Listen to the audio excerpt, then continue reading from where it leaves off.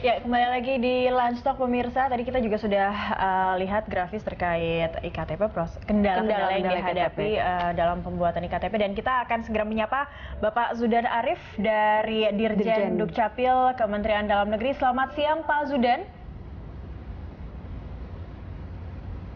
Selamat siang. Oke, ya Pak Zudan, ini kalau apa tanggapan Anda terkait dengan adanya temuan dari Ombudsman terkait dengan pungli dalam mengurus EKTP ini? Ya, kemarin dari Ombudsman sudah mengundang kami. Jadi dari Ombudsman sudah paparan lengkap. Di sana menjelaskan kepada kami beberapa persoalan di level implementasi. Nah, untuk membaca persoalan KTPL harus dilihat dari dua aspek. Pertama, pembenahan di aspek regulasi, dan yang kedua, problem-problem yang harus dibenahi di level implementasi. Kemarin di Ombudsman sudah dijelaskan terjadinya pungli di beberapa daerah. Nah, kami menunggu data lebih lanjut dari Ombudsman agar kita bisa mengambil tindakan di mana, kapan, dan bagaimana terjadinya pungli itu agar kita bisa memberantas. Kami berterima kasih dengan Bu Leli dan teman-teman dari Ombudsman, Pak Alamsah, Bu Nini, Pak Suhaidi kemarin yang memaparkan temuan-temuannya. Nah, kami akan terus menindaklanjuti, dan yang perlu kita ketahui adalah juga peran serta masyarakat. Kita harus bersama-sama memberantas pungli ini. Karena pada prinsipnya di level regulasi semua layanan kependudukan gratis, tidak boleh dipungut biaya. Nah, ini standing position yang saya kira penting dan harus diketahui oleh seluruh lapisan masyarakat. Iya, di mana titik ada celah di situ, pungli, Pak Zudan. ketika 6 bulan saya menjadi dirjen, ya, ada celahnya. Pada waktu itu terjadi pungli karena proses pengurusan yang panjang dari RT, RW, kelurahan, desa, dan kecamatan. Itu adalah titik-titik terjadinya pungli. Akhirnya kami potong persyaratan pengantar RT, RW, kelurahan, desa, kecamatan, kita hilangkan. Untuk mengurus KTPL hanya diperlukan yang namanya kartu keluarga saja.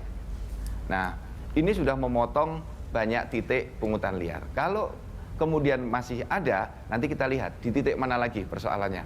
Apakah di titik antrian pengambilan nomor? Nah, nanti kita pendekkan, antriannya diupayakan antrian secara online misalnya. Jadi dibuka sistem antrian online, penduduknya tidak perlu datang ke kantor dinas, antriannya dilakukan secara online. Sehingga saat datang, penduduk tahu jam berapa dia bisa merekam, hari apa dia bisa merekam. Ini langkah yang perlu kita lakukan sebagai perbaikan. Iya Pak Zudan, ini Anda mengatakan tadi bahwa semuanya gratis, ada beberapa yang harusnya tidak perlu dilakukan ataupun tadinya syarat-syarat yang ada pemangkasan. Namun ini tidak didapatkan informasi ini oleh masyarakat. Jadi nampaknya masyarakat kurang sekali mendapatkan informasi terkait dengan hal ini. Bagaimana sebenarnya sosialisasi yang diberikan oleh Dukcapil terkait dengan hal ini?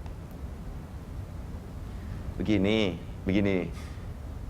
saya kira pernyataan yang mengatakan masyarakat tidak tahu persyaratannya itu juga perlu kita lihat. Saya sudah datang di 28 provinsi. Saya juga sudah menanyakan ke tingkat dinas kependudukan dan pencatatan sipil. Saya turun langsung sampai di tingkat kecamatan menanyakan, apa persyaratan yang Bapak bawa? Ini cukup kartu keluarga. Apa persyaratan yang Ibu bawa? Saya hanya cukup membawa kartu keluarga. Nah, ada juga kecamatan yang di dalam pengumumannya masih menulis harus membawa pengantar RT, RW, kelurahan, dan desa. Ada laporan di Facebook, langsung kita telepon kepala dinasnya, dia mengatakan, oh enggak Pak, itu pengumuman untuk yang lalu. Langsung dicopot. Jadi kontrol masyarakat ini juga baik. Nah, sosialisasi kita lakukan masif, baik melalui media massa, melalui televisi, melalui seminar, melalui sosialisasi kepada RT, RW, itu kita lakukan secara masif. Kalaupun ada masyarakat yang belum tahu, saya minta maaf, mengakui Indonesia itu luas sekali. Kita memiliki 6.234 titik layanan di kecamatan. Nah, ini juga mari kita sama-sama untuk melakukan sosialisasi. Saya terima kasih sekali dengan berita satu ini yang memberi kesempatan kepada saya untuk mensosialisasikan hal ini. Jadi ini penting juga masyarakat ketahui bahwa semua layanan, terutama KTPL dan akte kelahiran, tidak perlu lagi pengantar RT, RW, kelurahan sampai di tingkat kecamatan. Dan biayanya gratis. Artinya biaya untuk mengurus dokumen, bukan untuk biaya transportasi, bukan untuk biaya makan siang dan seterusnya ya. Karena banyak yang bertanya, Pak, saya kan transportasi harus bayar, gitu. Iya, Pak Zudan, ini tapi bagaimana dengan pengurus atau anggota dari Dukcapil sendiri, pihak dari Dukcapil sendiri yang justru kurang memahami atau kurang menyampaikan informasi yang tepat seperti ada petugas yang tidak mau melayani warga setelah tanggal 30 September, sementara sebenarnya tenggat waktunya masih bisa sampai pertengahan 2017 seperti itu, Pak. Gimana? Coba, Bu, mohon informasi. Kalau masih ada dinas Dukcapil yang tanggal 30 tidak mau melayani, karena di dalam semua pemberitahuan dan laporan yang masuk di kami, 514 kabupaten kota semuanya operasional. Baik. On semua sampai hari ini. Berarti, karena kita mempunyai monitoring yang kita lakukan. Jadi mohon informasi di dinas Dukcapil mana yang tidak melakukan pelayanan. Baik. Masyarakat bisa segera melaporkannya seperti itu, Pak Zudan ya. Nah, tolong. Nah, di sini memang kita perlu kerjasama antara di Dukcapil dan juga masyarakat, seperti itu ya. Baik. Oke, baik. Jadi begini, dari rekan host yang di mana gitu, biar setelah selesai acara ini, saya langsung bisa berikan tindakan ke dinas Dukcapil yang tidak melakukan pelayanan. Karena laporan yang masuk ke kami, tidak pernah dinas Dukcapil berhenti memberikan pelayanan. Dan ini tampak dari layar monitor di kantor kami. Kalau dinas Dukcapil tidak memberikan layanan, itu tampak, gitu. Jadi kita bisa memonitor seluruh Indonesia. Jadi kalau ada dinas Dukcapil mengatakan servernya mati, tampak di kantor hidup kan mengatakan, oh server Anda hidup, gitu. Ya, jadi kita mempunyai monitoring sampai di tingkat kecamatan, bisa dimonitor dari kantor, gitu. Oke, baik. Oke, ya, ini kita ada penelpon dari Ibu Aisyah di Tangerang. Selamat siang Ibu Aisyah. Selamat siang Mbak. Ya, silakan Ibu Aisyah. Iya, saya mau langsung saja ke Pak Zuldan ya tadi ya. Pak Zudan ya. Pak, ini saya terus terang aja sampai sekarang pun belum ngurus IKTP ya, karena baru mau ngurus saja itu tetangga saya bilang tuh kan katanya Pak Mendagri si Bapak Cahyo Kumolo kemarin kan bilangnya itu untuk mengurus IKTP hanya perlu membawa KTP asli dan kartu keluarga saja. Tapi ternyata kenyataannya itu tetap diminta surat pengantar dari RT, minta pengantar dari RW, dari mana lah, ketek banget segala macem. Nah udah gitu, soal yang pungli tadi, jangankan IKTP, saya dulu waktu bikin KTP biasa aja itu kalau nggak bayar 200.000, itu nggak bakal jadi-jadi. Saya udah bayar 200.000 aja jadinya 2 bulan, gimana kalau nggak bayar coba. Jadi saya nggak yakin kalau misalnya sekarang bisa. Saya tunggu sebentar ya Mbak. Saya ngerti Pak Zuldan mungkin ini kan meluas banget ya, jadi nggak mungkin bisa mantau seluruh tempat-tempat untuk pembuatan IKTP. Tapi tadi kan katanya kalau ada yang aneh-aneh tanda petik itu bisa dilaporkan langsung. Kalau perlu saya minta nomor handphone langsungnya Pak Zuldan deh. Jadi kalau aneh-aneh saya mau langsung lapor ke Pak Zuldan biar langsung ditindak dan disikapi itu yang aneh-aneh. Oke, baik. Mungkin nanti bisa di-share juga nomor telepon yang bisa dihubungi oleh masyarakat seperti itu Bu Aisyah. Yang aturan bahwa membuat IKTP itu hanya perlu membawa KTP kakak. Halo? Ya, baik. Baik, terima kasih Bu Aisyah. Masih banyak ini Mbak. Oke, baik. Satu persatu akan kita bahas. Terima kasih Bu Aisyah untuk partisipasinya. Ya, nampaknya Bu Aisyah udah gemes banget karena beliau tidak hanya pada saat membuat IKTP sekarang, tapi pada saat masih KTP sebelumnya juga sudah dikenakan Rp200.000 dalam pengurusannya. Pak Zudan, ini ada bukan masuk tapi keluhan dari masyarakat bahwa ternyata sampai saat ini masih saja terjadi pungli, bahkan dia dimintai duit Rp200.000 dan masih ada lagi hal-hal yang lainnya. Tanggapan Anda Pak Zudan? Mbak, mohon maaf, apa yang disampaikan Ibu tadi ya? Karena tidak terdengar di saya. Oke. Baik. Ya, ini kalau tadi Ibu Aisyah mengatakan bahwa dia masih terjadi pungli-pungli di sana, tidak hanya melalui proses IKTP saja, tapi proses-proses yang lainnya tetap dimintai dalam kata hal ini dimintai biaya. Masih ditemukan di lapangan seperti itu Pak Zudan? Padahal kenyataannya sudah dikatakan ini gratis. Dan dia masih harus membawa surat-surat ataupun lain yang harusnya hanya membawa KK asli saja. Baik, ini kalau begitu, kalau masih ada pungli di daerah, nanti harus saya cek di daerah mana, biar nanti saya langsung bisa melakukan dan memberikan tindakan agar ini tidak terulang kembali, Mbak. Oke. Tapi jika masyarakat misalnya ada call center atau ada telepon yang bisa dihubungi ingin oleh mengadu masyarakat, kemana? Gitu. langsung ditindak juga tidak Pak Zudan saat itu? Iya. Pertama, untuk menindak kita harus melihat pelakunya itu di level mana. Kewenangan Kementerian Dalam Negeri untuk melakukan tindakan itu hanya terbatas sampai di Dinas Dukcapil. Karena instansi yang berada semi vertikal dengan Kemdagri adalah Dinas Dukcapil. Tapi bila punglinya terjadi di RT atau di RW atau di tingkat kelurahan, desa dan kecamatan, itu nanti yang menindak adalah Bupati Wali Kota karena saat ini sudah desentralisasi. Ya.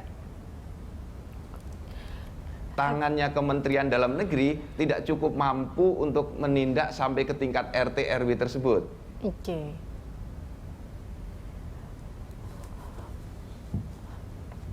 Nah, kemudian call centernya nanti bisa dibuka di websitenya Dukcapil, bisa melalui Facebook, bisa melalui Twitter, bisa melalui nomor WhatsApp dan SMS Gateway, ada semua di dalam websitenya Dukcapil Kementerian Dalam Negeri. Oke. Termasuk langsung kepada kepala dinas masing-masing daerah. Jadi ibu tadi yang menyampaikan ada pungutan pungli di wilayah mana, nanti ada nomor handphonenya kepala dinas di situ. Oke, baik. Nah ini saya ke Ibu Leli dulu. Bu Leli, ini kalau lihat tadi tanggapan dari menurut Anda tanggapan dari Ibu Aisyah tadi keluhannya, ternyata masih banyak juga pungli-pungli yang terjadi di lapangan seperti itu. Iya, ya itulah salah satu fakta yang memang kita temukan banyak di lapangan ini. Mereka untung masih punya saluran begitu ya. Dan nampaknya dia gemes sekali ya dengan apa yang terjadi. Artinya tadi Mbak, jangankan yang kemudian program khusus seperti ini yang kemudian di tenggat waktu dan ditarget selesai pada waktu tertentu, yang reguler saja tadi diakui seperti itu. Dan memang ini menjadi concern salah satunya di Ombudsman, laporan pengaduan terkait pungli itu memiliki persentase yang cukup besar. Tadi Bu Leli mengatakan bahwa memang salah satu yang melakukan pungli ini ada oknum di dalamnya. Ini apakah memang melibatkan oknum, ada Anda bilang pegawai kecamatan atau internal di situ, dan juga ada juga orang luar. Ini nampaknya seperti terstruktur seperti itu atau tidak sih dari penemuan dari Ombudsman? Sekali lagi pungli atau peluang-peluang untuk melakukan maladministrasi seperti ini kan terjadi ketika ada kesempatan. Itu kemudian siapa sih yang bisa melihat kesempatan ini? Ya tentu yang terdekat adalah mereka yang ada di dalam sistem, gitu kan. Bahwa kemudian ada indikasi bekerja sama dengan, katakanlah kalau itu dari pihak luar, eksternal yang biro jasa dalam tanda kutip tidak resmi gitu ya, yang kemudian menawarkan, yaitu itu kemudian menjadi pola ya dari sebuah pungli seperti ini gitu. Jadi ya memang IKTP, program IKTP hari ini kita lihat kelemahan tadi kalau Pak Judan sampaikan di implementasi betul. Tapi juga kami melihat ini adalah juga ada pada persoalan regulasi maupun dukungan secara high levelnya begitu ya. Penambahan pelayanan kira-kira bisa menutup celah adanya pungli seperti itu tidak, Bu Leli? Iya, yang jelas ketika sistemnya sebetulnya sudah baku dan kemudian masyarakat tahu bahwa dia harus lewat jalur A, B, C, kemudian diberikan tenggat waktu yang pasti, misalnya mengurus KK misalnya, mengurus KK ini maksimal 1 minggu misalnya. Jadi masyarakat bisa bersabar sampai 1 minggu itu. Dan bisa memproyeksikan waktunya itu adalah maklumat pelayanan yang memang harus dibuat atau menjadi maklumat bagi penyelenggara layanan publik sebetulnya. Maka ketika IKTP ini bisa memberikan sebuah kepastian berapa jangka waktu pelayanannya, itu bisa mengurangi potensi-potensi pungli seperti ini. Yang kedua, bahwa memiliki IKTP hari ini itu tidak menjadi sebuah ancaman atau sanksi bagi mereka yang belum memiliki IKTP. Kan itu juga menjadi sebuah menenangkan masyarakat bahwa Kalau kemarin kan begitu lewat 30 September belum punya, maka kemudian tidak menerima layanan BPJS dan segala macam, tidak berhak lagi masyarakat. Karena itu kan yang menjadi masyarakat takut, sehingga kemudian berbondong-bondong, dan itulah peluang untuk pungli seperti ini ya. Jadi ketika pemerintah sekarang melonggarkan waktunya sampai pertengahan tahun depan, kami meyakini atau melihat peluang bahwa ini mungkin di daerah kemudian menjadi longgar. Pelayanannya kemudian menjadi mudah-mudahan sih tetap seaktif sekarang. Jangan tiba-tiba jadi mengendur, santai, jadi lupa lagi harus bikin EKTP ya, seperti itu ya. Gitu. Kita akan jeda sejenak. Pak Zudan juga kita akan jeda sejenak. Kami akan kembali pemirsa usai jeda pariwara.